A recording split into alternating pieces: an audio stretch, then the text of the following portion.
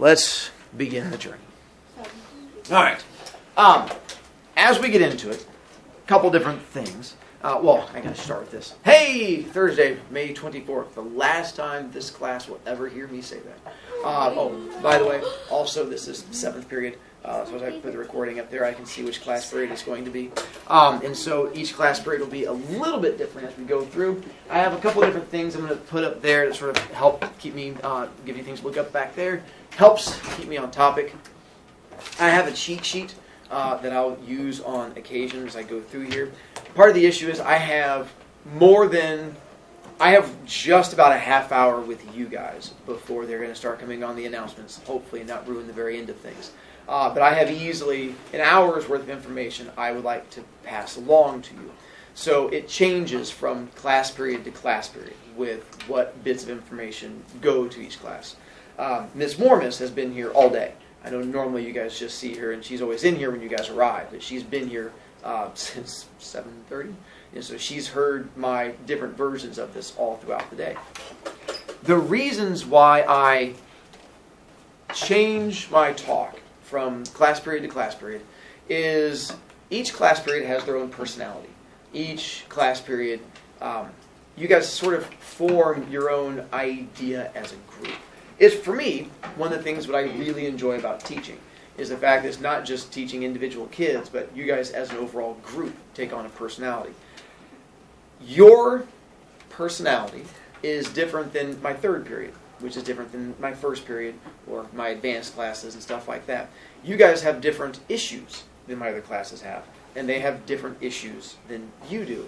And so because of that, my goal is to pick the bits of information that will have the most impact with you guys.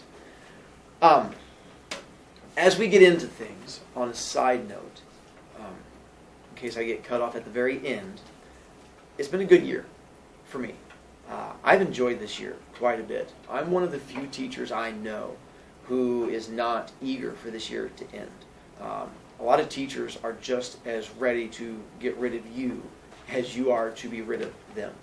And that's not how I feel this year. And the reason being is I had a really good year. I really enjoyed my classes, and I really enjoyed my kids. And I don't know what next year's kids are going to be like. And last year was a little rough, and then I came into this year, and you guys were not rough. I had a really rough 7th period last year. A group of kids who attacked each other on a regular basis, who were mean to each other. And there were a lot of... Good afternoon, Chargers. I got 2 announcements.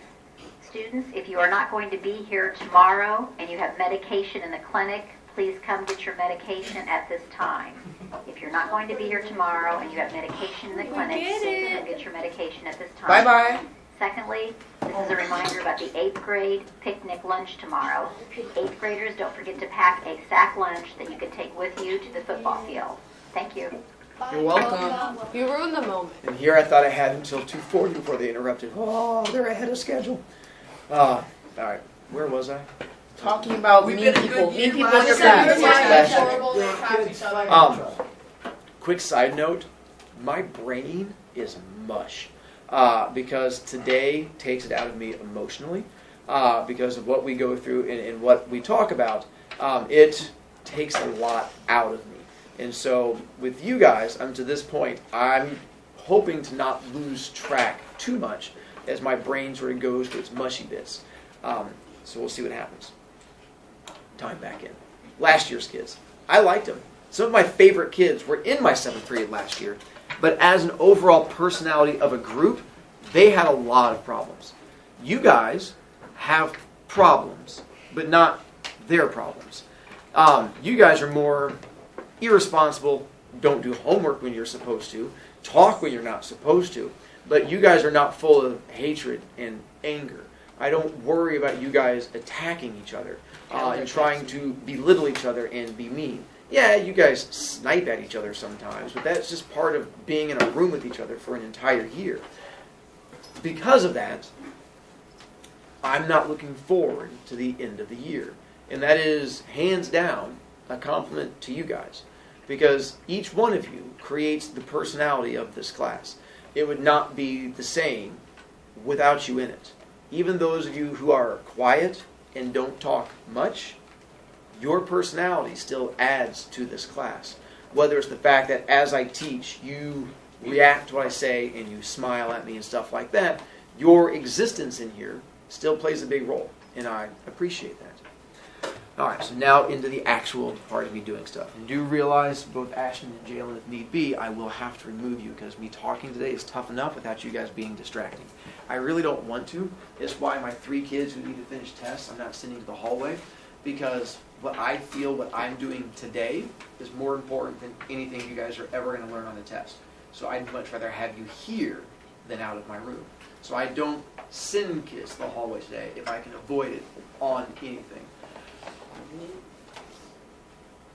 I feel today is the most important day of my entire year of teaching with you guys. That what I try to get across today has more weight and more importance than everything else I've done up till now. My whole year of teaching was building up to today and what I want to pass along to you from this. It's why I've spent my year teaching the way I do. Because I want to earn your respect as a teacher. Because not every kid respects every teacher. Because you shouldn't respect every teacher. Respect is earned by people. Respect is not a thing that you just give to somebody because they're older than you. You should be polite to them. You should be nice to them. But respect is earned with trust. And I've spent this year trying to earn your trust. I've spent this past week showing you who I am as a person, so that you understand that teachers, too many teachers, try to put themselves above kids. And the idea that too many teachers view themselves as perfect. And the idea that adults don't make mistakes. And that adults should be these people that you look up to because they've lived a perfect life. And it's easy as a student, as a kid, to see adults in that way. To see adults as these huge, big, furry creatures that all they do is yell at you and don't make bad choices. So I wanted you to understand that's not what humans are. Specifically, that's not who I am, and that I've made mistakes. You are going to make mistakes. You have to make mistakes. Making mistakes is good. Making mistakes and screwing up is part of life. Making mistakes and screwing up is part of being a kid. It's how you figure out how the world works. You're supposed to screw up. You're supposed to make mistakes. But you're also supposed to learn from those mistakes. You're supposed to use those mistakes to figure out how to make yourself a better person. So, I used part of this past week to show you my mistakes and the things I did to screw up and how they made me a better person. Because that's what I want from you. I want you to become a better person. Everything I've done in my class this year was for the ultimate goal of making you a better human overall. I don't teach the way many other people teach because I don't see life the way a lot of other people see life. And I realized that part of my teaching is, let's back up. It's human nature to be lazy and make poor choices. That's what people do. It's just how humans are wired. You are going to make poor choices, and you are going to be lazy until something makes you not be lazy, until someone inflicts pain upon you or uncomfortableness to force you to not go on that path. Seriously. Hang on. They hate us.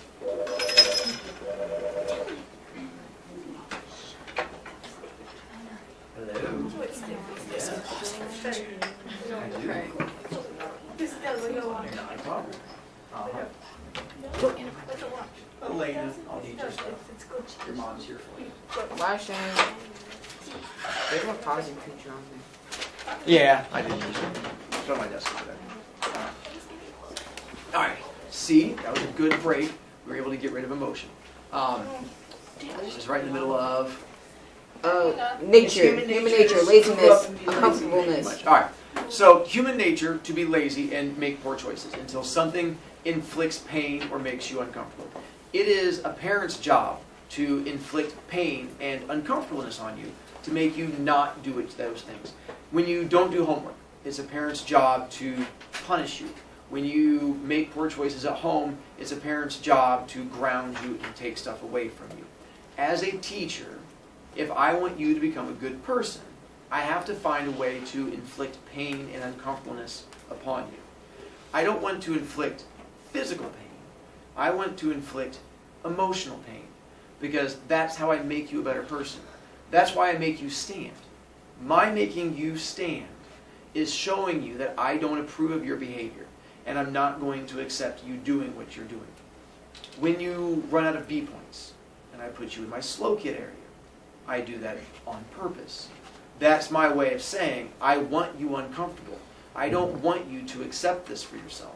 I want you to change who you are. That's my job as a teacher. At least that's how I view my job as a teacher. Now,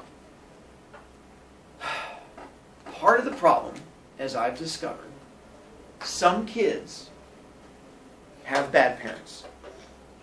And there are such things as bad parents. And I wish there wasn't, because it would make life a lot easier if we didn't have bad parents in the world. But we do. Some of you go home and you have a mom and dad at your house. And your mom and dad cook dinner, and they eat dinner with you, and they say the words, "I love you," to you. And when you make poor choices, they ground you, and they punish you, and they let you know that they expect more from you. That's how families are supposed to work.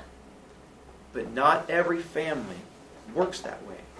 Not every kid goes home to that. I have kids who go home and they don't have two parents. Or if they do have two parents, their parents yell at each other. Or their parents are in the middle of a divorce and there's nothing but heartache and pain. Or one of their parents is an alcoholic. Or one of their parents is abusive. Or they only have one parent and that parent is never around. Or that parent is not the person that a parent should be. And I have some kids whose parents aren't around at all, and they're forced to live with other family members. When that happens, it makes life tougher on people. When your life is good, it's easy to think everyone's life is good. But not everyone's life is like that. There are people in your classes who don't live a happy life, who live a life of pain. I have students whose home lives are not happy places, that their home lives are not a place where you'd want to be, that they live every day to escape home and come to school, because school is their happy place. It's hard to be a happy person when that's what you're going through. It's hard to care about school when that's what you're going through. It's hard to be nice to other people when that's what you're going through. If you are a person going through that, if you are a person who has that pain and that heartache and that toughness in your life,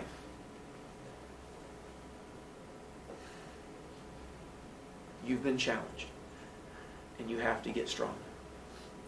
You are going through more than you should, and you are dealing with more than you should as a 13-year-old. But that's how life is. Life can be cruel, but you can get through it. I have kids who have miserable home lives in junior high, and they get stronger, and they get past it, and you can be strong enough to rise past that. It's why I tell you about my family. It's why I tell you about what I've been through and the fact that you can rise above it. It's not easy, and it takes strength, but you can do it. For others of you who live an easier life, for you, this speech does not hit home. For you, you don't understand the words as much because you see every life as a happy place. That's not a bad thing. That's okay. But for you, you have another challenge. And your challenge is almost as tough. Because here's the challenge you have. You have to understand the people around you are hurting. That there are kids around you in pain. Kids in pain act out. Kids in pain make choices they should not. The quote behind me that says, the people who deserve our love the least deserve it the most, is something I ask you to embrace also. The kids who act up the most in class, the kids who annoy you the most in the world, need your love the most. They need you to forgive them the most. The kids who bully you, the kids who are mean to you, the kids who make fun of you, they do it because they're in pain. What you need to be able to do is forgive them and be nice to them when they least deserve it. Those kids who most make you want to hate them, you have to be able to forgive them. And you have to be able to not keep hatred in your heart. But it's not an easy thing to do. Because they're not going to be nice to you. Just because I tell you to be nice to them, and just because you choose to be nice to them, they're not going to suddenly stop being mean to you. Because all they know is pain and heartache. And when all you know is pain and heartache, it's hard to not be mean to other people. Part of the problem with me teaching, there's lots of problems with me teaching. Part of the problem with me teaching is I've taught long enough that I see different paths in front of you. And that I see the fact that my past high schoolers who come back and talk to me, my 8th graders who come back and talk to me, I have kids who make good choices and come back and talk to me, and I have kids who come back to become my high school Camp Tecumseh counselors who are horrible children in 7th grade and become outstanding high school kids. They give me hope. But I also see kids whose lives fall apart. And I have kids who come back and talk to me because they've started smoking pot in 8th grade. I have kids who are pregnant as freshmen in high school. I have kids who had A's in junior high and drop out of high school when they turn 16. Part of my problem is that I look at you guys and I see two paths in front of many of you.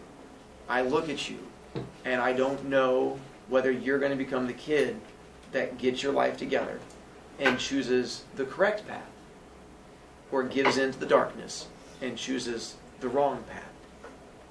And for some of you, it's not an easy choice. For some of you, you're already on that path of darkness. And that's what scares me. For some kids in here, because I listen to my 8th graders, and I listen to my 7th graders, and I understand more than I probably should as a teacher, some of you are making choices you should not make. And you're already on a path of darkness. Others of you are not there yet, but the path is in front of you. And it's a really wide path. And it's a really easy one to choose. And for some of you, the darkness is not doing homework and giving in and giving up. For some of you, it's the fact that you get attention from the opposite gender and you have the chance of making choices you should not make at an age you should not make it. Others of you, it's the fact that you have the opportunity to smoke or drink or do drugs. And that path in front of you is really, really wide. And the path of good choices is really, really narrow. And I don't know which direction you're going to choose. So my goal this year was to try and push you towards the good path. But I can't control your choices, and I don't know which direction you're going to go. All I can do is try and help guide you. So I tried to run my room as a way to help give guidance. And you have to realize that different kids get different things from my room as a teacher. For some of you, this speech doesn't have a whole lot of impact for you. And that's fine. For some of you, my room was a place where you just got to enjoy a class. And you got to have a goofy teacher that made you smile. And you got to have a place where you got to have fun. And there is nothing wrong with that. There is nothing wrong with that whatsoever. But there are other people in here who needed more than that from me. I have kids in here who needed discipline, who needed me to be the adult that tells you, I'm not going to accept that behavior. Some of you needed me to be that adult to say, I expect more from you, and I'm not going to give up on you. Because I realize I have students in my classes who don't have adults in their life who tell them that you're a good person. Who tell them that you can be better. Sorry, it's been a long day. Emotions. Don't worry about it. I blame all of you because you keep showing emotions, so it's because of you guys, so it's all your fault. And I realize I have kids who don't have an adult who treats them like they're human. And so for those kids, that's the role I play. For those kids, I play a different role. I'm not just a place where you get to enjoy class. I'm a place where I treat you like you're human. And y'all are killing me here. I treat you like you're human. Because that's what you need from me. And for others of you, you just needed someone to be nice to you. Because I know I have kids where you have no one who's nice to you.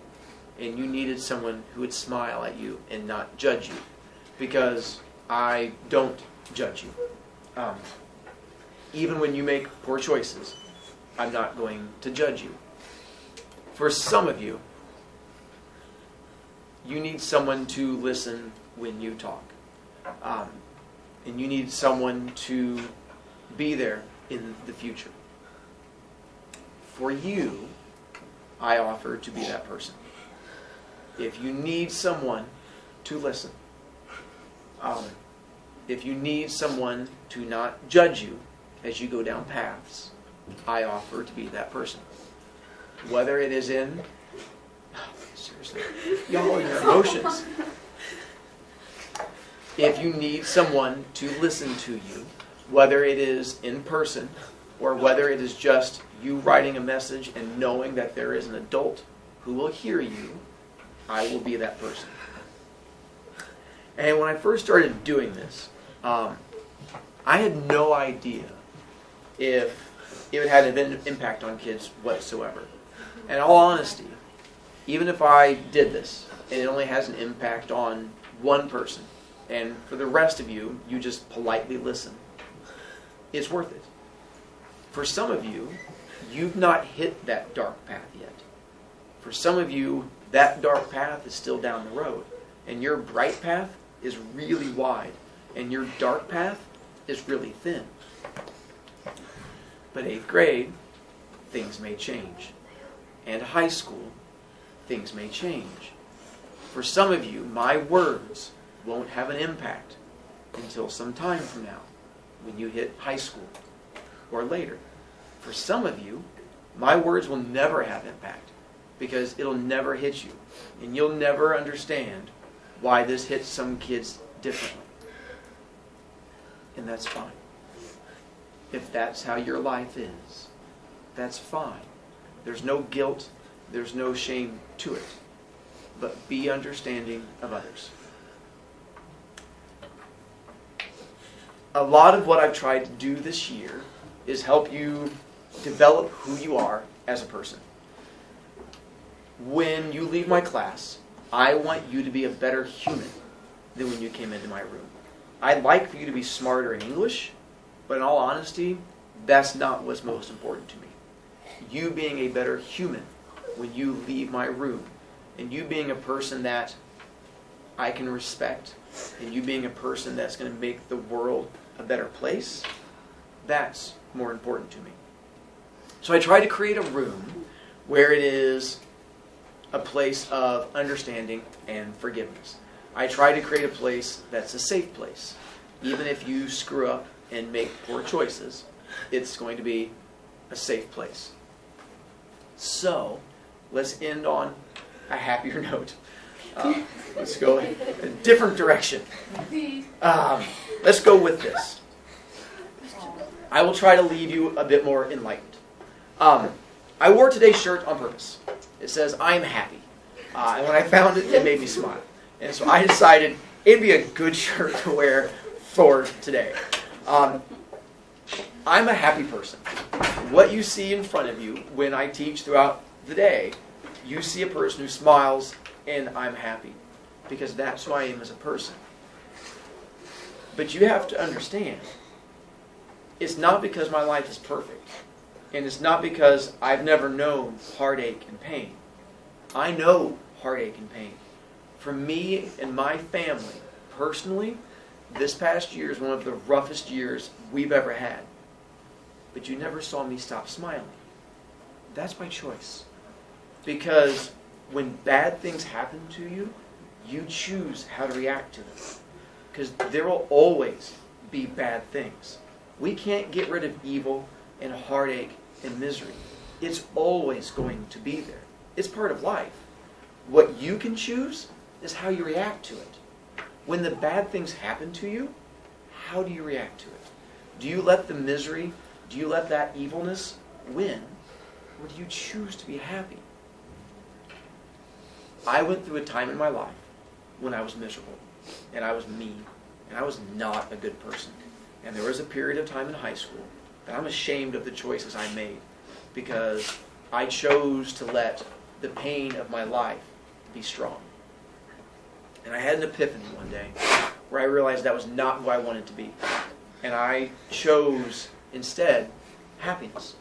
And I chose to go down a path where I did not let that be the thing that controlled me. So that's my challenge to you, is realize you can make a choice. You choose. You can't choose whether the bad things happen to you. You can't choose what happens to your family, but you choose how you react to it. Do you let those events break you, or do you let those events make you stronger? My events broke me for years until I got strong enough to find my happiness. My happiness comes from the fact that I like who I am. And I became a person that I liked. So here's what I'm going to challenge you guys to do. Going into 8th grade and going on from my room, moving on from here. Choose who you want to be. Stop letting fears control you. Stop letting your fear of other people's opinions control you. Stop letting your fear of what other people think about you control you. Choose who you want to be. Other kids will make fun of you. It doesn't matter. Don't give them the power to control you. Don't give them the power to belittle you. If a kid makes fun of you, you decide, are they a person worth your respect? If a person that's not worth your respect attacks you and bullies you and makes fun of you, why do you let them have power over you? Instead, you have power over you. There is only one person who should have power over you, and that person is you. You let you be the person that decides what kind of person you're going to be next year. Do you want to be outgoing? Do you want to be friendly? Do you want to be a different person than you were this year? Do it. Don't let yourself hold you back. Smile, embrace it, and make the world a better place. And My last thing that I'll have for you, see good things. Smile because it happened. Don't cry because it's over. So, for those of you who today hit, use it to make you stronger. Use today and take it to heart. Use it to shape who you are, and use it to change what you want in your life. Take a breath. I'm trying to grab it. Stop there. Well done. I don't want to keep going. I'm afraid they're going to have announcements come on in a moment. I don't know each second it's going to happen. I don't want to get cut off in the middle. And I figure that's a happy point, so we'll stop at a happy point because happiness.